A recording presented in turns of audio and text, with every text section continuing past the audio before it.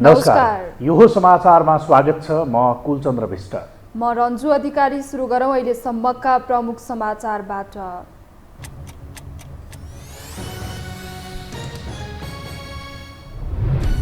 अकस्मात रासायनिक मलको अनुदानमा भारी कटौती गरेपछि सरकारसँग किसान आक्रोशित। प्रशासनिक बेटिकीले जनता झनै निराश। व्यवसायीद्वारा राष्ट्र बैंक घेराउ। विपक्षी एमालेद्वारा पुनः सत्ता फेरबदलको सक्रियता बढाइए। संसदीय अस्थिरता बढ्ने चिन्ता। सत्ता स्वार्थमा मधेसवादी दल पुनः विभाजनको खतरामा। विदेशी लगानीकर्ताका लागि एकल बिन्दु सेवा सुचारू गर्ने प्रधानमन्त्री प्रचण्डको प्रतिबद्धता। चीनले नयाँ प्रविधि र ठूलो लगानी भित्र्याउन सहयोग गर्ने प्रधानमन्त्रीको अपेक्षा। हिन्द प्रशान्त क्षेत्रमा बढ्दै गएको चिनिया प्रभावलाई रोक्न शक्ति राष्ट्रको क्यालिफोर्नियामा विशेष सम्झौता। बेलायतले 5 अर्ब पाउन्ड खर्चिने चीनद्वारा कडा विरोध। र ए डिभिजन लिगमा जावलाखेल युथलाई 2-1 गोल अन्तरले हराउँदै फ्रेन्च क्लब विजयी। चर्च बोइज युनाइटेड र सङ्कटा गोलरहित बराबरीमा।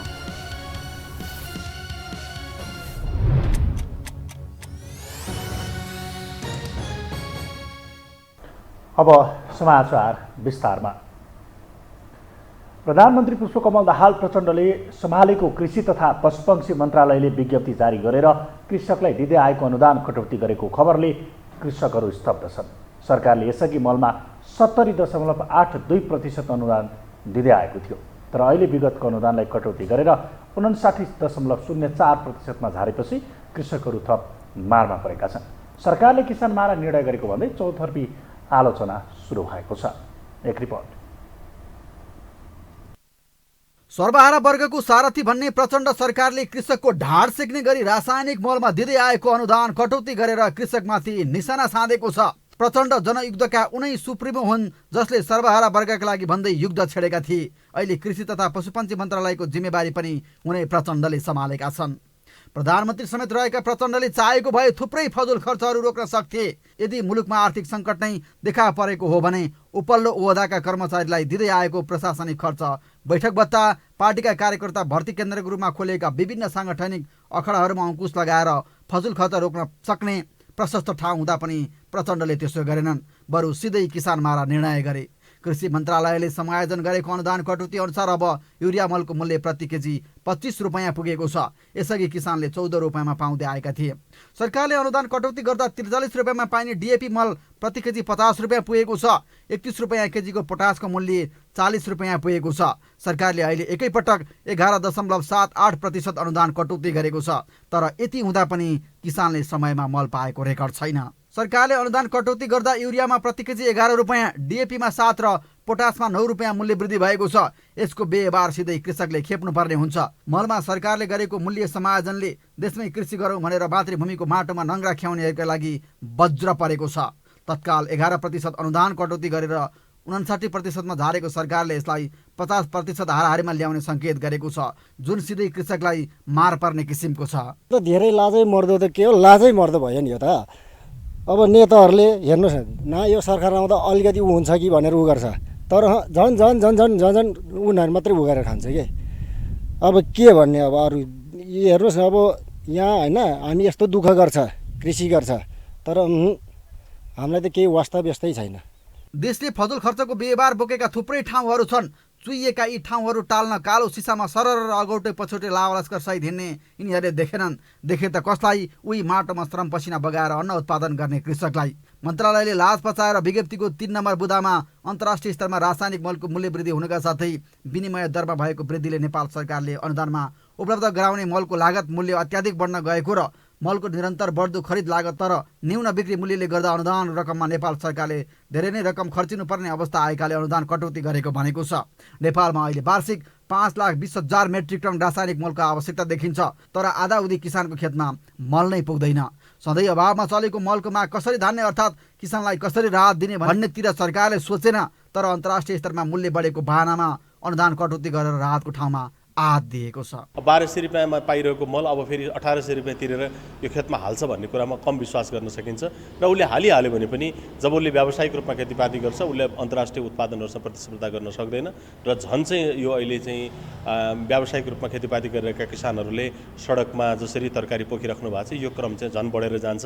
यो खालको निर्णय चाहिँ राज्यले गर्नु चाहिँ निकै ठुलो राज्य स्वयंका लागि आत्मघाती निर्णय हो। यो निर्णयबाट सरकार पछि हट्नुपर्छ।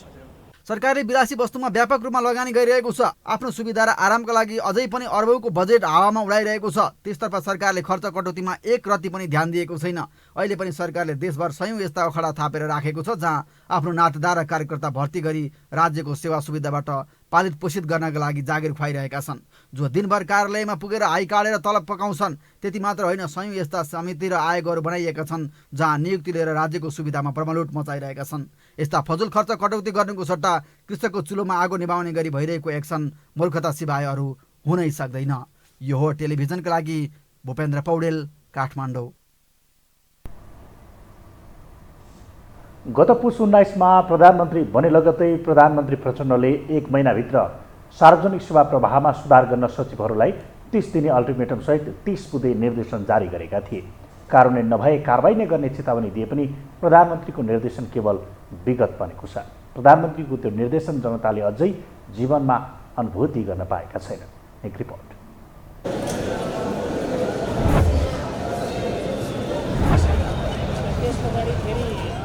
यो दृश्य काठमाडौँको त्रिपुरेश्वर स्थित राहदानी विभागको हो।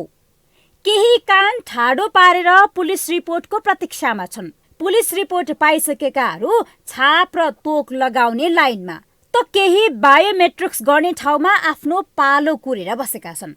केही समय अगाडि माग अनुसार विद्युतीय राहदानी वितरण गर्न नसक्दा अस्तव्यस्त आलोचित बनेको राहदानी विभागको समस्या जस्ताको तस्तै छ।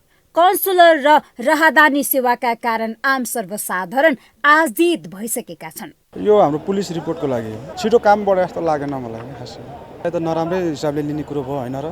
अलि छिटो भइदिएको भए हामीलाई घर जान नि सजिलो पर्थ्यो। टाढा छ दाङबाट आएको। सर लाइबाट अहिले चाहिँ के को लागि लाइन बस्नु? पुलिस रिपोर्टको लागि। कति घण्टा लाइन बस्नु? 1 घण्टा जति। 1 घण्टा। अब के गर्नु, रुल्स त मान्नै पर्छ। राहदानी विभागको सेवा प्रवाह चुस्त दुरुस्त बनाउन तत्कालीन गृहमन्त्रीले आफै स्थलगत निरीक्षण गरे। प्रधानमन्त्रीले पटक पटक निर्देशन दिए। सुस्त प्रशासनको चुस्तताबारे सदनमा बहस नभएको पनि होइन। तर देशकै ध्यानाकर्षण भएको राहदानी विभागकै सेवा प्रवाह यो अवस्थामा छ भने अन्य क्षेत्र कस्तो होला सहजै अनुमान लगाउन सकिन्छ। सेवा प्रवाहमा एकाध बाहेक अधिकांश सरकारी निकायको अवस्था दयनीय छ। अर्थात् प्रधानमन्त्री पुष्पकमल दाहाल प्रचण्डले 30 दिने अल्टिमेटम सहित सेवा प्रवाहमा सुधार ल्याउन जारी गरेको 30 बुँदे निर्देशन केवल निर्देशनमै सीमित बन्यो। कार्यान्वयन नगरे कारबाही हुने प्रधानमन्त्री प्रचण्डको चेतावनी पनि तर्साउने वक्तव्य मात्रै बन्यो। जनसरोकार र सेवा प्रवाहको सुधारमा प्रधानमन्त्री प्रचण्डको 30 बुँदे निर्देशन उही कर्मकाण्ड सिद्ध बनेको छ। हरेक प्रधानमन्त्री नियुक्त भएपछि सचिवहरूलाई बोलाउँछन् अनि निर्देशन दिन्छन्। त्यो निर्देशन पनि कसले लेखिदिन्छ, के लेखिदिन्छ त्यो पनि पढ्नेलाई थाहा हुन्छ कि हुँदैन। अनि सचिवलाई बोलाउँछन्, ल यो गर्नुहोस् भन्छन्, सिद्धियो कुरा। आम जनताले यदि त्यस्ता निर्देशन कार्यान्वयन भइदिएका भए त आम जनताले यसरी तपाईँहरूले हामीलाई सोध्दै हिँड्नै पर्दैन थियो। त्यस कारणले यसपालि पनि प्रचण्डजीले प्रधानमन्त्री पद सम्हालेपछि एउटा खानापुरी गर्नुभयो, त्यति हो। सरकार सत्ता चलखेलमा व्यस्त रहँदा सत्तारूढ दलकै नेताहरू सरकार बन्ने कुरामा भन्दा सरकारले जनता समक्ष परिणाममा ध्यान दिनु पर्नेमा जोड दिन्छन्। नागरिकको सेवा सुविधामा सरकारको ध्यानाकर्षण हुनुपर्ने नेताहरूको सुझाव छ। 5 वर्षभित्रमा परिणाम के दियौँ र दिएनौँ भन्ने कुरा महत्त्वपूर्ण कुरा हो। त्यो परिणाम दिने बाटोमा यो गठबन्धनको सरकार लाग्नुपर्छ, नभए अर्को 5 वर्ष देशको खेर जान्छ। त्यो देशको खेर जाने भनेको तपाईँको मेरो हामी सबैको खेर जाने। यही कुरा म मेरो आफ्नो परिवारको सदस्यसँग भनिरहेको थिएँ। यो चिन्ता हो, यो हुटुटी हो। यसको आधारमा चाहिँ अहिले यो बेलामा हामी जो जहाँ छौँ हामीले आफ्नो ठाउँबाट बसेर यो कामहरू गर्ने हो। सार्वजनिक सेवा प्रवाहमा खास गरी शिक्षा, स्वास्थ्य, यातायात जस्ता आधारभूत सेवा, राहदानी, सवारी चालक अनुमति पत्र, राष्ट्रिय परिचय पत्र वितरण तथा मालपोत कर बुझाउने लगभग सबै सेवामा सर्वसाधारणले शास्ति खेप्न बाध्य छन्। तर सरकारको ध्यान नागरिकको जनजीविकामा भन्दा सत्ता र शक्तिकै वरिपरि अल्झिरहनु आफैमा लज्जास्पद हो। नेतृत्वप्रति नागरिकमा वितृष्णा ज्यादा बढोत्तर रहँदा अन्ततगत्तो त्यसको भारी उनी दलले निर्वाचनमा बिहोर्नु पर्ने निश्चित हो। त्यसअगावै शिथिल अर्थतन्त्र, बढ्दो महँगी, व्यथितिको चाङ र विधि लत्याएर यत्रतत्र पहुँचवालाको राइँदाइ चल्दा जनता हार मान्नुपर्ने स्थिति पैदा भएको छ। यो हो टेलिभिजनका लागि क्यामेरामा सिरस श्रेष्ठका साथमा निम्लेकी शेर्पा, काठमाडौँ। अब बाँकी समाचार। देशभरका उद्योगी व्यवसायीहरूले नेपाल राष्ट्र बैंक घेराउ गरेका छन् भने लघु वित्त र मिटर ब्याजी पीडितहरूले पनि आज काठमाडौँमा आन्दोलन गरेका छन्। देशव्यापी बढेको महँगी र बैंक तथा वित्तीय क्षेत्रको मनोमानी विरुद्ध उनीहरू सडक सङ्घर्षमा उत्रिएका हुन्। एक रिपोर्ट। देशभरका उद्योग व्यवसायीहरूले नेपाल राष्ट्र बैंक घेराउ गरेका छन् भने लघुवित्त र मिटर ब्याजी पीडितहरूले पनि आज काठमाडौँमा आन्दोलन गरेका छन्। केही समयदेखि चरणबद्ध सडक आन्दोलन गर्दै आएका देशभरका उद्योग व्यवसायीहरूले मंगलबार बालुवाटार स्थित नेपाल राष्ट्र बैंक अगाडि आन्दोलन गरे। उद्योगी व्यवसायीहरूले अर्थतन्त्र सङ्कटपूर्ण अवस्थामा रहेको अवस्थामा बैंकहरूले व्यवसायीहरूमाथि चर्को ब्याज लिएको, कर्जामा ठूलो परिणाममा प्रिमियम चार्ज लगाएको र कर्जा भुक्तानीको समय समेत नदिएको भन्दै बैंक विरुद्ध सडक सङ्घर्षमा उत्रिएका हुन्। देशभरका उद्योगी व्यवसायीहरूले राष्ट्र बैंक अगाडि पुगेर व्यवसायीहरूको पीडा महसुस गराउन ध्यानाकर्षण समेत गरेका छन्। विरोध कार्यक्रममा सहभागी उद्योग वाणिज्य महासंघका उपाध्यक्ष अञ्जन श्रेष्ठले व्यवसायीहरू आफ्ना पीडा पोख्नका लागि राष्ट्र बैंक आएको बताए। आगामी निर्वाचनमा चाहिँ वरिष्ठ उपाध्यक्षको उम्मेदवारी दिने चाहिँ नि मैले घोषणा गरिसकेका छु। साथीहरू व्यवसायीहरूमाझ मैले विभिन्न जिल्लामा भ्रमण गरेर झन्डै 70-80वटा चाहिँ नि उद्योग वाणिज्य सङ्घमै पुगेर अध्यक्षज्यूहरूलाई भेटेर पदाधिकारीज्यूहरूलाई भेटेर मेरो उम्मेदवारीको कुराहरू चाहिँ उहाँहरूलाई राखिसकेका छु। म अब 27-29 गते हुने निर्वाचनबाट व्यवसायी साथीहरूले चाहिँ मलाई विश्वास गरेर अगाडि बढाउनु हुनेछ भन्नेमा चाहिँ विश्वास हो। त्यस्तै नेपाल उद्योग वाणिज्य महासंघका उपाध्यक्ष दिनेश श्रेष्ठले बैंकको चर्को ब्याज दर सरकारले नघटाएसम्म व्यवसायीहरूको आन्दोलन निरन्तर चल्ने बताए। उनले प्रधानमन्त्रीले चासो राखेर बैंकको ब्याज दर एकल अङ्कमा ल्याउन पहल तत्काल गर्नुपर्ने बताए। ब्याज दर कायम गर्ने विषयमा नीतिगत स्थायित्व आवश्यक रहेको उनीहरूको भनाइ छ। यो आन्दोलन कहिलेसम्म भन्दाखेरि अब जबसम्म हाम्रो ब्याज दरलाई बढेको ब्याज दरमा राज्यले चिन्ता देखाउँदैन, राज्य गम्भीर हुँदैन, तबसम्म चल्छ। त्यो अहिले हामीलाई लाग्छ हामीले प्रधानमन्त्रीमा समय मागेका छौँ। अब उहाँ स्वयं पनि अर्थमन्त्री पनि हुनुहुन्छ र उहाँले निजी क्षेत्रलाई उहाँ पदभार ग्रहण गर्ने बित्तिकै 24 घण्टाभित्र निजी क्षेत्रलाई हामीलाई भेटघाट गर्नुभएको थियो। उहाँ अर्थतन्त्रको विषयमा चिन्तित पनि हुनुहुन्छ। त्यस कारण अहिलेको 15-16% ब्याजले हामी काम गर्न सक्दैनौँ। त्यस कारणले मलाई लाग्छ हामीलाई छिट्टै प्रधानमन्त्रीले यो कुरा बुझेर उहाँले सम्बन्धित निकायलाई निर्देशन दिएर यो ब्याज दर एकल दरमा ल्याउनको लागि सहयोग गर्नुहुन्छ भन्ने कुरा हामी आशावादी छौँ। विगत 1 वर्षदेखि व्यवसायीहरू बैंकको ज्याजती विरुद्ध आन्दोलनमा रहे पनि राष्ट्र बैंकले कुनै सुनवाई नगरेपछि बाध्य भएर केन्द्रीय बैंक घेर्न बाध्य भएको व्यवसायीहरूको भनाइ छ। आन्दोलनमा नेपाल उद्योग वाणिज्य महासंघ, च्याम्बर अफ कमर्स, उद्योग परिसंघ लगायतका केन्द्रीय महासंघहरूसँग आबद्ध भएका वस्तुगत संघहरू आन्दोलनमा सहभागी रहेको छ। यस्तै लघुवित्त र मिटर ब्याजी पीडितहरूले काठमाडौँमा आन्दोलन गरेका छन्। मंगलबार लघुवित्त वित्तीय संस्थाहरूको विरोधमा माइतीघर मण्डलामा भेला भएर पीडितहरूले विरोध प्रदर्शन गरेका हुन्। विभिन्न जिल्लाहरूबाट काठमाडौँ आएका उनीहरूले आज संयुक्त विरोध प्रदर्शन गरेका छन्। उनीहरूले 55 भन्दा धेरै जिल्लाका लघुवित्त र मिटर ब्याजी पीडितहरू भेला भई संयुक्त आन्दोलन गरेको जनाएको छ। लघुवित्त र मिटरब्याजीहरूले ऋण मिनाहा गर्नुपर्ने, किसानहरूलाई बिना धितो ऋण प्रदान गर्नुपर्ने उनीहरूको माग रहेको छ।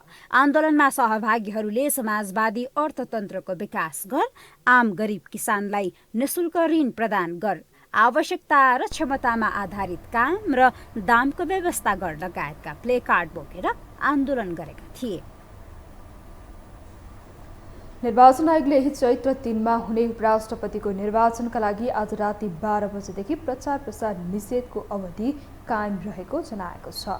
आयोगले आज राति 12 बजे पश्चात मतदानको दिन चैत्र 3 गतेसम्म मतदान केन्द्र बन्द नभएसम्म प्रचार प्रसार निषेधको अवधि कायम रहने जनाएको हो। निर्वाचनका लागि आयोगले निर्वाचन आयोग ऐन 2073 को दफा 22 ले दिएको अधिकार प्रयोग गरी आयोगले 2079 फागुन 17 गतेदेखि चैत्र 5 गतेसम्म कायम रहने गरी निर्वाचन आचार संहिता 2079 जारी गरिएको छ। निर्वाचनलाई स्वच्छ, स्वतन्त्र, निष्पक्ष, विश्वसनीय, पारदर्शी तथा भयमुक्त वातावरणमा सम्पन्न गर्न मतदान हुने दिनको अघिल्लो 48 घण्टादेखि मतदानको दिन मतदान केन्द्र बन्द नहुन्जेलसम्म प्रचार प्रसार निषेधको अवधि लागू हुने निर्वाचन आचार संहिता 2079 मा व्यवस्था गरिएको छ।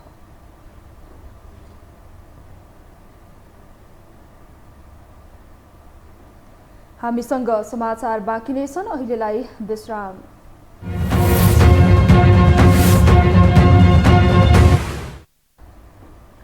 ब्रेकपछि यो हो समाचारमा स्वागत छ। अब बाँकी समाचार। 2063 सालपछि मधेसमा राजनैतिक शक्ति आचरण गरेका मधेसवादी दलहरू आन्तरिक खिचातानीका कारण पटक पटक फुट्ने गरेका छन्। अरू बेला मिले पनि निर्वाचनका बेला मधेस केन्द्रित दलहरू विभाजित हुँदै आएका छन्। विभाजित मानसिकता उपराष्ट्रपति निर्वाचनमा पनि देखिएको छ। एक रिपोर्ट। राष्ट्रपति निर्वाचनमा 8 दलीय समीकरण बनेसँगै मधेसका सबै दलहरू एउटै गठबन्धनमा आबद्ध भए। एकजुट भएर राष्ट्रपतिमा कांग्रेसका वरिष्ठ नेता रामचन्द्र पौडेललाई निर्वाचित गराए। 8 दलीय गठबन्धनमा उपराष्ट्रपति पद जसपाको भागमा पर्यो, तर मधेसका दलहरू विभाजित देखिए। जसपालाई उपराष्ट्रपति दिन जनमत पार्टी, लोसपा र नागरिक उन्मुक्ति पार्टी सहमत भएनन्। गठबन्धनबाटै 2 दलको तर्फबाट 3 जनाको उम्मेदवारी पर्यो। जसपाको 2 उम्मेदवारी भने रामसाहे प्रसाद यादवको उम्मेदवारी खारेज भयो भने पार्टीबाटै प्रमिला कुमारीलाई उपराष्ट्रपति बनाउने रणनीति अन्तर्गत थियो। यस अर्थमा सत्तारूढ गठबन्धनबाट 2 उम्मेदवार र एमाले उम्मेदवार गरी 3 जना उपराष्ट्रपति निर्वाचनमा भिड्दैछन्। एउटै गठबन्धनमा रहेर पनि उपराष्ट्रपतिमा मधेसका दलहरूले सहमति गर्न सकेका छैनन्। सहमतिका कुराहरू, अघिल्ला सहमतिका कुराहरू चाहिँ को आधारभूत पक्षहरू नै तलमाथि हुने गरी कुनै कसैले फेरि चाहिँ गतिविधि वा चाहिँ त्यस खालको कामहरू भयो भने मलाई लाग्छ त्यसले चाहिँ प्रभाव पार्न सक्छ। तर मूलभूत रूपमा त हामी यो सरकारलाई टिकाउने, यो सरकारलाई 5 वर्षसम्म लैजाने जुन चाहिँ एउटा अठोट छ हैन, त्यसलाई चाहिँ के भने तलमाथि नहुने वा तलमाथि पार्ने किसिमको ढङ्गको क्रियाकलाप नभइन्जेलसम्म मलाई लाग्छ। हाल संघीय संसदमा जसपा, जनमत, लोसपा र नागरिक उन्मुक्ति पार्टीको प्रतिनिधित्व छ। जसपाका उम्मेद्वार विरुद्ध जनमत, लोसपा र नागरिक उन्मुक्ति पार्टीले कार्यगत एकता नै गरेका छन्। मधेसको मुख्य शक्ति जसपालाई मधेस केन्द्रित दलहरूले एक्ल्याउन खोजेका छन्। मधेसी नेताहरूले प्रमुख दलहरूसँग मधेसको मुद्दालाई सत्तासँग साट्ने गरेको आरोप लगाउँदै आएको। मधेस राजनीतिमा नयाँ खेलाडीका रूपमा उदाएको सीके राउत नेतृत्वको जनमत पार्टी पनि आफ्नै आरोपबाट उम्किन सकेको छैन। यसमा चाहिँ अब हामीले चाहिँ प्रस्ताव गरेको भनेको नागरिक उन्मुक्ति पार्टी, लोसपा र जनमत पार्टीले प्रस्ताव गरेका थियौँ। त्यसमा बैठकमा समर्थन पनि अधिकांश पार्टीको रहेको थियो। तर उहाँहरूको के देखियो भन्दाखेरि हामीले अलिकति पहिला पनि कुरा गरिसकेको हुनाले जुन कुराबारे हामीलाई कुनै अवगत गराइएको थिएन त्यो आधारमा चाहिँ उहाँहरूले गर्नुभएको होला। होइन, हामी मित्रवत प्रतिस्पर्धामा जान्छौँ, त्यो भए पनि प्रस्ताव आइसकेको। अवसर पाउँदा विभाजित हुने मधेस केन्द्रित दलको राजनीति नौलो होइन। यसअघि पनि मधेस केन्द्रित दलहरू पटक पटक विभाजित भएका छन्। 2063 सालमा अन्तरिम संविधान जारी हुँदा तत्कालीन मधेसी जनअधिकार फोरमका अध्यक्ष उपेन्द्र यादवको नेतृत्वमा मधेस आन्दोलन भएपछि क्षेत्रीय राजनीति हाबी भएको थियो। 2064 सालमा यादवकै अध्यक्षतामा मधेसी जनअधिकार फोरम नेपाल निर्वाचन आयोगमा दर्ता भयो। कांग्रेस, एमाले लगायतका दलका नेताहरू समेत मधेस केन्द्रित दलमा आबद्ध हुन पुगे। तर सत्ताका लागि मधेस केन्द्रित दलहरू विभाजित बन्ने स्थिति आयो। शक्ति गुमाउने स्थितिमा मिल्ने र सत्ताको अवसरका लागि विभाजित हुने संस्कार नै बसेको छ। अहिले मधेसमा मुद्दा विसर्जन भएको अवस्था रहेको र नेताहरू आफ्नो व्यवस्थापनमा केन्द्रित देखिएको विश्लेषण हुन थालेको छ। मधेसको मुद्दा स्थापित गर्नका लागि भएका आन्दोलनमा धेरैले ज्यान गुमाए, थुप्रै घाइते भए, तर त्यो पीडा नेताहरूले भुल्दै गएका छन् र सीमित सत्ता स्वार्थमा अल्झिएका छन्। मधेसी जनअधिकार फोरम विभाजित गरेर विजय कुमार गक्षेदारले सत्ताकै लागि फोरम लोकतान्त्रिक गठन गरेका थिए। त्यसपछि जेपी गुप्ताले फोरम गणतान्त्रिक नामको पार्टी खडा गरेका थिए। कांग्रेस एमाले लगायतका दल परित्याग गरेर महन्त ठाकुर नेतृत्वमा केही नेताले तमलोपा गठन गरेका थिए। त्यो पार्टी पनि एकताबद्ध हुन सकेन। तितर बितर अवस्थामा रहेका मधेसका दलहरू अघिल्लो निर्वाचनपछि एक भई जनता समाजवादी पार्टी गठन गरेका थिए। त्यो पार्टी पनि लामो समयसम्म सग्लो रहन सकेन। महन्त ठाकुरले लोसपा गठन गरेर अघि बढे। पछिल्लो पटक 8 दलीय समीकरणले मधेसका शक्तिहरूलाई एउटै गठबन्धनमा ल्याइदिए पनि उपराष्ट्रपति निर्वाचनमा फरक फरक कित्तामा सामेल भएका छन्। यो हो टेलिभिजनका लागि पासाङ शेर्पाको रिपोर्ट। नेपाली काङ्ग्रेसका महामन्त्री विश्वप्रकाश शर्माले एउटै व्यक्ति दोहोरिएर राष्ट्रपति बन्न नपाउने व्यवस्था गर्नुपर्ने बताउनु भएको छ। नेपाल ट्रेड युनियन काङ्ग्रेसको आजबाट काठमाडौँमा सुरु भएको नीति सम्मेलनमा बोल्दै महामन्त्री शर्माले राजनीतिमा मान्छेहरूलाई आकर्षित गर्नका लागि पनि एकपटक राष्ट्रपति, 2 पटकसम्म प्रधानमन्त्री, 3 पटकसम्म मन्त्री र 4 पटकसम्म सांसद हुने व्यवस्था गर्न उपयुक्त हुने बताउनु भयो। महामन्त्री शर्माले राष्ट्रपति पदमा एउटै व्यक्तिले दोहोर्याएर शपथ ग्रहण गर्न नपाउने व्यवस्था गरेको भए आजसम्म मुलुकले 5औं राष्ट्रपति पाइसकेको हुने स्मरण समेत गराउनु भयो। 5औं राष्ट्रपति नेपाल देशले पाइसकेको थियो। डाक्टर रामवरणले 2 पटक, विद्या भण्डारीले 2 पटक शपथ ग्रहण गर्नु र अहिले आएर तपाईँको रामचन्द्र एक्जिट पोलिसी भयो। राजनीतिमा रूपान्तरण भन्दा आकर्षण मान्छेलाई कतिखेर हुन्छ भने एउटा मान्छे एकपटक राष्ट्रपति बनोस्, कोही बन्न चाहन्छ जतिसुकै योग्यता 2 पटक प्रधानमन्त्रीको शपथ ग्रहण गर्नुहोस्, 3 पटकमा सम्पूर्ण योग्यता मन्त्री हुँदै गर्न देखाओस्, 4 पटकसम्म सांसद बनोस्, 5औं पटकमा उसको लागि चाहिँ गाउँको तरकारी खेती होला या सामाजिक रूपान्तरणको कुनै इस्यु। महामन्त्री शर्माले राजनीति जनताको आर्थिक रूपान्तरणमा योगदान दिने कुरामा केन्द्रित हुनुपर्ने स्पष्ट पार्नु भयो।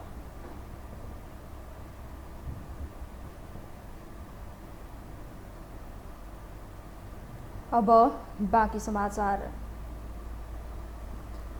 सिआइबीको हिरासतमा रहेका पृथ्वी बहादुर शाहसहित 6 जनालाई विपक्षका लागि थुनामा पठाउन अदालतले आदेश दिएको छ। ठगी, सार्वजनिक लिखित कृत्य र सङ्गठित अपराध सम्बन्धी कसुरमा जिल्ला अदालत काठमाडौँले शाहसहित 6 जनालाई विपक्षका लागि थुनामा पठाउने आदेश दिएको हो। पक्राउ परेका 7 प्रतिवादी मध्ये भक्तपुरकी 24 वर्षीय विनिता तामाङलाई 50,000 रुपियाँ थरौटीमा छाड्ने आदेश भएको केन्द्रीय अनुसन्धान ब्युरो सिआइबीले जनाएको छ। अदालतको आदेशपछि पृथ्वीसहित उनका भाइ विजय विक्रम शाह, सहयोगी अनुप खड्का, रोकमाङ्गत काफ्ले र रङ्गबहादुर साउद विपक्षका लागि कारागार चलान भएका छन्। प्रकरणमा संलग्न 13 जना भने अझै फरार छन्। आफैले प्रधानमन्त्री बनाएका प्रचण्डको युटर्नले प्रतिपक्ष बन्न पुगेको एमालेको अबको राजनैतिक रणनीति के हुन्छ त्यो कौतूहलताको गर्भमै छ। निर्वाचनको मत परिणाम ताका लख काटे जस्तै अब पनि एमाले दाउपेच साधिरहे संसदभित्रको अस्थिर घटनाक्रम चलिरहने देखिन्छ। त्यसका लागि चतुर राजनीतिक नेतृत्व केपी शर्मा ओलीको रणनीति निर्भर रहनेछ। एक रिपोर्ट। राष्ट्रपति निर्वाचनसँगै काङ्ग्रेस सत्तापक्ष र एमाले विपक्षमा पुगेको छ भने अलमलको स्थितिबाट राजनीतिले तत्काललाई निकास पाएको छ। जहाँ एमाले ढोक्सा थाप्ने प्रयास गर्ने विश्लेषणलाई अध्यक्ष केपी शर्मा ओलीले सत्ता प्राप्तिका लागि अनुचित प्रयास नगर्ने भनाइले खण्डन गरेको छ। सारा त अब एमाले केही समयका लागि सही प्रतिपक्षमा ढुक्क भएर बस्ने देखिए पनि सत्तापक्षलाई भने आरामदायी सत्ता यात्राको ढुक्कपन देखिएको छैन। एक त राजनीतिक तरङ्गमा अनेकन नीति बनाउन सक्ने ओली प्रतिपक्षी बेन्चको मूल नेता बनेका छन्। उनको स्वभाव नै शान्त नरहने प्रकृतिको छ। ओलीले सत्तापक्षमाथि प्रहार गर्नका लागि वित्तीय क्षेत्रबाट सुरु भएको जनआक्रोशलाई टपक्कै टिपेर सत्तामाथि प्रहार गर्न सक्दछन्। एमाले सडक प्रतिपक्षीको हुने फाइदा समेत यसैमा जोडेर अझ सशक्त बन्ने पक्का छ। यता अदालतको आदेशले तरङ्ग ल्याएको द्वन्द्वकालीन न्याय सम्बन्धी विषय समेत एमाले उछाल्ने देखिएको छ। यसैको सुरुवात द्वन्द्वकालीन मुद्दाबारे सर्वोच्च अदालतले चालेको कदम र त्यसप्रति माओवादीले दिएको प्रतिक्रियामा ओली खरो उत्रिएका छन्। आफू पहिलो पटक प्रधानमन्त्री भएको समयमा नै द्वन्द्वकालीन मुद्दा टुङ्गो लगाउन आग्रह गर्दा प्रचण्डले वास्ता नगरेको दावी गरेका उनले बेपत्ता छानबिन तथा सत्य निरूपण सम्बन्धी आयोगलाई काम गर्न पनि माओवादीकै मान्छेले व्यवधान खडा गरेको बताइसकेका छन्। त्यसमा पनि अपनत्व कम लिनुपर्ने एमाले नै विपक्षमा रहेको अवस्थाले सत्ता घटकलाई थप चुनौती थप्नेछ। हाम्रा खुकुरीमा खिया लागेको छैन भन्छ, हाम्रो बन्दुकमा खिया लागेको छैन भन्छ, हाम्रो बन्दुकको कारतुस ओसिएको छैन, चल्छ अहिले पनि भन्छन्। हाम्रा हात टिगर थिच्न नसक्ने भएका छैनन् भन्न सक्छ, हाम्रा पाखुरा लाठी चलाउन नसक्ने भएका छैनन्, खुट्टा याद राख्नु भन्न सक्छ। यो हुँदैन भन्न सक्छ। वर्तमान अवस्थामा संवैधानिक परिषदमा बहुमत रहेको एमाले भागबण्डामा पनि बलियो बन्नेमा शङ्का नै छैन। जहाँ अदालतको नेतृत्वमा समेत एमाले हावी हुनेछ भने सभामुख आफ्नो भएको फाइदा संसदमा लिनेछ, जुन प्रयोग यसअघि माओवादीले पनि एमसिसी लगायतका विषयमा गरिसकेको छ। यसले झन्डै काङ्ग्रेसकै आकारमा रहेको एमाले न्यायपालिका र व्यवस्थापिका दुवैतिर बलियो बनेको छ। विधेयक छलफलकै लागि अघि नबढाउने तथा राष्ट्रिय सहमति चाहिने विधेयकमा असहयोग गर्ने कदम एमाले चाल्न सक्ने सम्भावनाका बीच अहिलेका गठबन्धनले महत्त्वपूर्ण ठानेको नागरिकता विधेयक पास भए अर्को अवसर एमालेलाई सिर्जना हुनेछ। यता 10 दल समेटिएको गठबन्धनको भागबण्डामै पनि सकस हुने निश्चित छ भने मिनी गठबन्धनको प्रयास सुरु भइसकेको छ। उपराष्ट्रपति निर्वाचनमै एउटै गठबन्धनमा भएर पनि प्रष्ट रूपमा दुई कितामा उभिएका मधेसवादी दल यसको उदाहरण हो भने यहीबाट विकसित घटनाक्रमले निस्कने छिद्रको खोजीमा एमाले हुनेछ। विदेशमा साना पार्टीले मन्त्री समेत पाउँदैनन्, तर यी नक्सरा लाज नभएकाहरू हेर्नुहोस् त, प्रधानमन्त्री भन्दा यिनको सानो आहारै अट्दैन। त्यसैले यिनलाई सुजुन्दाको टाउकोमा चमेलीको तेल धेरै भयो। एमाले र काङ्ग्रेस 46 सालको जनआन्दोलन पनि हामी मिलेरै बनाएका हौँ, सफल पारेका हौँ। 62-63 को जनआन्दोलन त्यसको पनि हामी सहयात्री हौँ र 65 को सत्ता कब्जा गरेर 66 को सत्ता कब्जा गरेर गिरिजाप्रसाद कोइराला, जीपी र केपी र कटवाल कोइराला र केपीलाई मृत्युदण्ड दिँदै थिए प्रचण्ड। त्यो लडाइँ पनि प्रचण्डलाई सिंहबाट मुसो बनाउने पनि एमाले र काङ्ग्रेस हौँ। बोली र गालीमा अब्बल कम्युनिस्ट नेताहरू कुन हदसम्म आलोचनामा उत्रिन्छन् भन्ने समेत प्रशस्त उदाहरण छन्। जुन काङ्ग्रेस प्रतिपक्षी बन्दा सरकार पक्षले भोग्नु पर्दैन त्यसको अनुभव प्रचण्ड सरकारले यसपटक गर्नेछ। जहाँ अर्थतन्त्रमा देखिएको सङ्कट विकास निर्माणमा हुन सक्ने सुस्तता र धेरै दललाई मिलाएर अघि बढ्नु पर्दा राजनीतिक दाउपेचमै व्यस्त प्रधानमन्त्रीका कारण आउने परिणामले पनि एमालेका लागि निशाना साध्ने अर्को ठाउँ बन्नेछ। जहाँ गठबन्धन पनि सधैँ बलियो र परिचालनमा कडा रहेको एमाले नयाँ समीकरणको प्रयास र खरो प्रतिपक्षको दुवै रणनीति एकसाथ अगाडि बढाउँदा त्यसको दबाब वर्तमान गठबन्धनले कति धान्छ त्यो भने समयले नै देखाउनेछ। यो हो टेलिभिजनका लागि कुलचन्द्र विष्ट, काठमाडौँ। अब पालो आर्थिक समाचारको।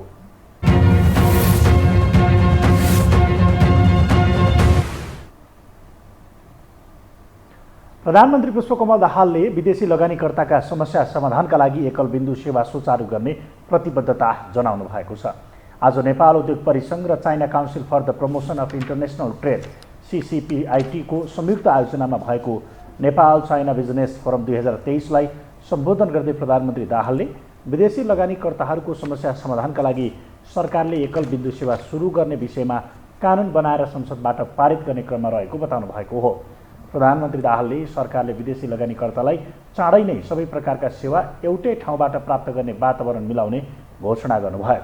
उहाँले पूर्वाधार विकासका लागि नेपाललाई ठुलो लगानी र नयाँ प्रविधिको आवश्यकता रहेको पनि उल्लेख गर्नुभयो। Nepal aspires to become a middle income country by 2030 and graduate from LDC status by the end of 2026. We need significant investment in infrastructure development and maximize utilization of technology to meet this target. We count on Chinese investment in filling our financial and technological gaps in our priority area. We stand ready to offer all legitimate assistance to Chinese companies interested in investing in Nepal. उहाँले चीन सरकारले नयाँ प्रविधि र ठुलो लगानी भित्राउन सहयोग गर्ने बताउनुभयो। प्रधानमन्त्री दाहालले चीन सरकारले प्रतिबद्धता गरे अनुसारको लगानी नेपालले नपाउनुमा सरकारको नीति नियम कारक रहेकाले अप्ठ्यारा नीति नियमलाई सहज बनाउँदै धेरैभन्दा धेरै लगानी भित्र्याउन सरकार प्रतिबद्ध रहेको जिकिर गर्नुभयो। प्रधानमन्त्री दाहालले नेपाल एक चीन नीतिमा स्पष्ट रहेकाले नेपाली भूमि छिमेकीका विरुद्ध प्रयोग हुन नदिने प्रतिबद्धता व्यक्त गर्नुभयो। कार्यक्रममा CCPIT-का उपाध्यक्ष चाङ साओहाङले 37 वर्षदेखि नेपाल र चीनको सम्बन्ध विस्तार हुँदै आएकाले आगामी दिनमा पनि दुई देशबीचको सम्बन्धलाई थप मजबुत बनाउनु पर्नेमा जोड दिनुभयो।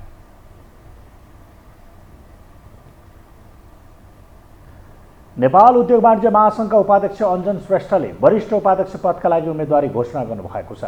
महासङ्घको आगामी चैत्र 28 र 29 गते हुने साधारण सभा तथा निर्वाचनमा श्रेष्ठले वरिष्ठ उपाध्यक्ष पदका लागि उम्मेदवारी दिने घोषणा गर्नुभएको हो। उहाँले मुलुकभित्र नै व्यावसायिक वातावरण र लगानी सुरक्षाको वातावरण बनाउनका लागि आगामी निर्वाचनमा वरिष्ठ उपाध्यक्षको उम्मेदवारी दिने घोषणा गरेको बताउनुभयो। उपाध्यक्ष श्रेष्ठले पत्रकारहरूसँग कुराकानी गर्दै समय परिवर्तनशील रहेकाले परिवर्तनशील समय अनुकूल नीति निर्माण गर्नका लागि पनि आफ्नो उम्मेदवारी रहेको प्रश्न पार्नुभयो। उम्मेदवारी दिने चाहिँ नि मैले घोषणा गरिसकेका छु। साथीहरू व्यवसायीहरूमाझ मैले विभिन्न जिल्लामा भ्रमण गरेर झन्डै 70-80वटा चाहिँ नि उद्योग वाणिज्य सङ्घमै पुगेर अध्यक्षज्यूहरूलाई भेटेर पदाधिकारीज्यूहरूलाई भेटेर मेरो उम्मेदवारीको कुराहरू चाहिँ उहाँहरूलाई राखिसकेका छु। म अब 27-29 गते हुने निर्वाचनबाट व्यवसायी साथीहरूले चाहिँ मलाई विश्वास गरेर अगाडि बढाउनु हुनेछ भन्नेमा चाहिँ विश्वास हो। नेपाल उद्योग वाणिज्य महासङ्घ उहाँले पछिल्लो समय बैंकको ब्याज दरका कारण व्यवसायी मर्कामा रहेको भन्दै बैंकको ब्याज दर कम गर्ने विषयमा गम्भीर भएर लाग्ने बताउनुभयो। उहाँले बैंकको ब्याज दरको विषयमा बैंकहरूले व्यवसायीहरूको अवस्थालाई बुझ्नुपर्ने आवश्यकता रहेको बताउनुभयो। पछिल्लो समय अर्थतन्त्र सङ्कटमा रहेको भन्दै बैंकको ब्याज दर व्यवसायीहरूले धार्न सक्ने अवस्था नभएको पनि उहाँको तर्क छ।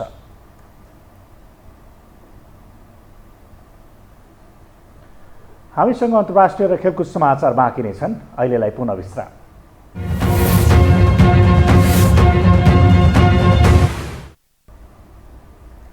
विश्रामपछि स्वागत छ। अब पालो अन्तर्राष्ट्रिय समाचारको।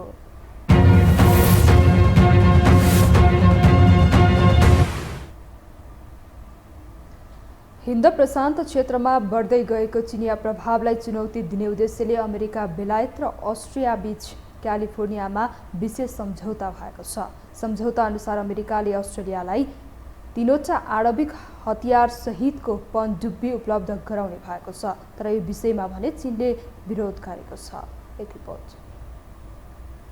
चिनिया प्रभावलाई चुनौती दिने उद्देश्यले अमेरिका, बेलायत र अस्ट्रेलिया बीच क्यालिफोर्नियामा विशेष सम्झौता भएको छ। हिन्द प्रशान्त क्षेत्रमा चिनिया प्रभाव बढ्दै गएको बेला यी 3 देशले सम्झौता गरिएको हो। अत्याधुनिक प्रविधि सहितको जहाज निर्माणको जिम्मेवार बेलायतको रोल्स रोयसलाई दिने सहमति पनि 3 मुलुकले गरेको छ। सोमबार सम्झौता भएसँगै अस्ट्रेलियाको जलसेनाको जहाज चलाउने तालिम बेलायत र अमेरिकी जलसेनाबाट लिने भएको छ। यो तालिम समापन भएपछि सन् 2027 भित्र बेलायत र अमेरिकाले अस्ट्रेलियाको जलसेनासँग सहकार्य गरेर पश्चिम अस्ट्रेलियाको पर्थमा जहाज राख्नेछन्।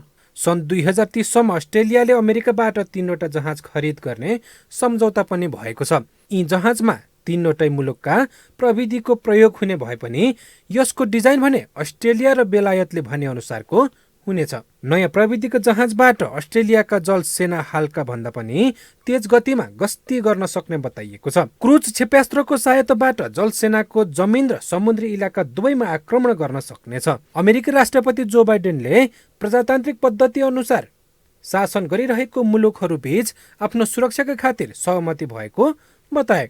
उनले भने, हामी 3वटै मुलुक आफ्नो सिमानामा बस्न तयार छौं र हिन्द प्रशान्त क्षेत्रमा कुनै खतरा उत्पन्न हुन नदिन सजग छौं। सम्झौतापछि अमेरिकाले 3 मुलुकको प्रयोग गर्ने नयाँ जहाज निर्माणका लागि 4 अर्ब 60 करोड अमेरिकी डलर सहयोग गर्ने बताएको छ। त्यस रकम भर्जिनिया पनडुब्बी मर्मत सम्हारमा समेत खर्च गर्नेछ। यो सम्झौताले अस्ट्रेलियामा रोजगारका साथै सैन्य रूपमा समेत मुलुकलाई बलियो बनाउने उनले बताए।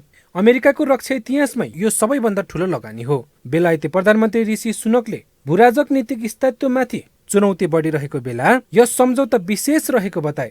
युक्रेनमा रुसको हमला, चीनले बढाइरहेको दबाव र इरान तथा उत्तर कोरियाको अस्थिर व्यवहारले विश्वमा खतरा र विभाजन पैदा गरिरहेको समयमा हिन्द प्रशान्त क्षेत्रमा सुरक्षा स्थिरताका लागि यो सम्झौता महत्त्वपूर्ण भएको बताए। बेलायतले पनि रक्षा क्षेत्रमा 5 अर्ब पाउन्ड खर्चिने बताए। यस सम्झौताको चीनले भने विरोध गरिरहेको छ। यता 14औं अधिवेशनबाट नयाँ कार्य समिति आएसँगै चीन झन शक्तिशाली बन्दै गएको छ। राष्ट्रपति सी जिनपिङले तेस्रो कार्यकालमा सुरक्षा विकासको पहिलो आधार रहेको र राष्ट्रको स्वाधीनता र सार्वभौम सत्ताको रक्षाका लागि नयाँ आविष्कार र थप आधुनिकता आवश्यकता रहेको बताएका थिए। शक्तिशाली बन्दै गएको चीन त्यसो त पछि हट्ने कुनै सङ्केत देखिँदैन। पछिल्लो पटक अमेरिका, बेलायत र अस्ट्रेलिया बीच भएको सम्झौताले यी देशहरू खतरामा पर्न सक्ने देखिन्छ। यो हो टेलिभिजनका लागि मिङमा शेर्पा, काठमाडौँ। अब पालो खेलकुद समाचारको।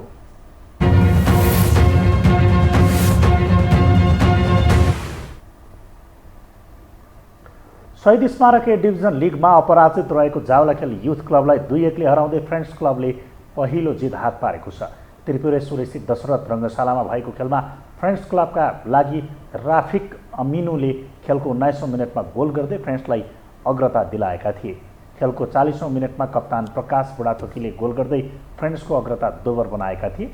2-0 ले पछि परेको अवस्थामा 87औं मिनटमा जावला खेलका फोडे फोपनाले पेनाल्टी मार्फत गोल गर्दै खेल 2-1 को स्थितिमा पुर्याएको भए पनि अर्को गोल नहुँदा जावला खेल 2-1 ले पराजित भयो।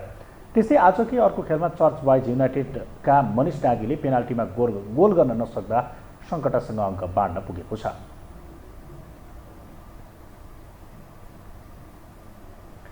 नेपाली राष्ट्रिय फुटबल टोलीका नवनियुक्त प्रशिक्षक भिसेन्जो अल्बर्टो एनिसले नेपालमा भएको खेलाडीलाई समेट्दै राष्ट्रिय टोलीको निर्माण गर्ने बताउनु भएको छ। आज अखिल नेपाल फुटबल सङ्घ एन्फाले मुख्य प्रशिक्षक सार्वजनिक गर्न आयोजना गरेको कार्यक्रममा इटालियन प्रशिक्षक भिसेन्जो अल्बर्टो एनिसले चलिरहेको शहीद स्मारक डिभिजन लिग र विगतका खेलबाट उनीहरूले गरेको प्रदर्शनको आधारमा टिम निर्माण गर्ने बताउनु भएको हो। राष्ट्रिय टोलीका अधिकांश खेलाडी पलायन भएको अवस्थामा टोली सम्हाल्न नेपाल आउनुभएका भिसेन्जोले जारी शहीद स्मारक डिभिजन लिग र विगतका प्रतियोगितामा खेलेका खेलाडीलाई समेट्दै टोली बनाउने बताउनु भयो।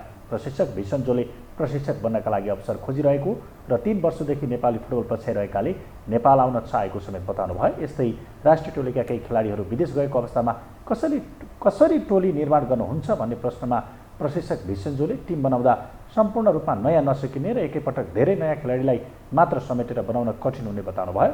उहाँले विदेश गएका खेलाडीसँग सम्पर्क गर्ने प्रयास गर्ने समेत बताउनु भयो।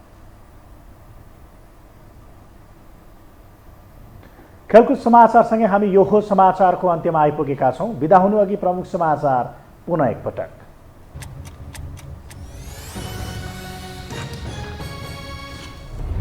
अकास्मात रासायनिक मलको अनुदानमा भारी कटौती गरेपछि सरकारसँग किसान आक्रोशित, प्रशासनिक बेथितिले जनता झनै निराश, व्यवसायीद्वारा राष्ट्र बैंक घेराउ। विपक्षी एमालेद्वारा पुनः सत्ता फेरबदलको सक्रियता बढाइए, संसदीय अस्थिरता बढ्ने चिन्ता, सत्ता स्वार्थमा मधेसवादी दल पुनः विभाजनको खतरामा। विदेशी लगानीकर्ताका लागि एकल बिन्दु सेवा सुचारू गर्ने प्रधानमन्त्री प्रचण्डको प्रतिबद्धता, चीनले नयाँ प्रविधि र ठूलो लगानी भित्र्याउन सहयोग गर्ने प्रधानमन्त्रीको अपेक्षा। हिन्द प्रशान्त क्षेत्रमा बढ्दै गएको चिनिया प्रभावलाई रोक्न शक्ति राष्ट्रको क्यालिफोर्नियामा विशेष सम्झौता, बेलायतले 5 अर्ब पाउन्ड खर्चिने, चीनद्वारा कडा विरोध।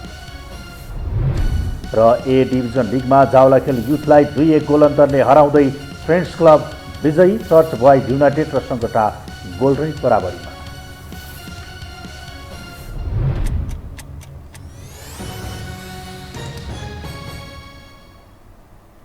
हवस् त, यो हो समाचार सकियो। समाचार बुलेटिनका साथै यो हो टेलिभिजनका सम्पूर्ण कार्यक्रम यो हो टेलिभिजन.com, यो हो खबर.com, युट्युब र फेसबुकमा पनि पढ्न र हेर्न सक्नुहुनेछ। मोबाइलमा यो हो टिभी एप डाउनलोड गरी हामीलाई प्रत्यक्ष हेर्न सक्नुहुनेछ। तथ्यसहितको निष्पक्ष समाचार तथा मनोरञ्जनका लागि हेर्दै रहनुहोला यो हो टेलिभिजन। नमस्कार।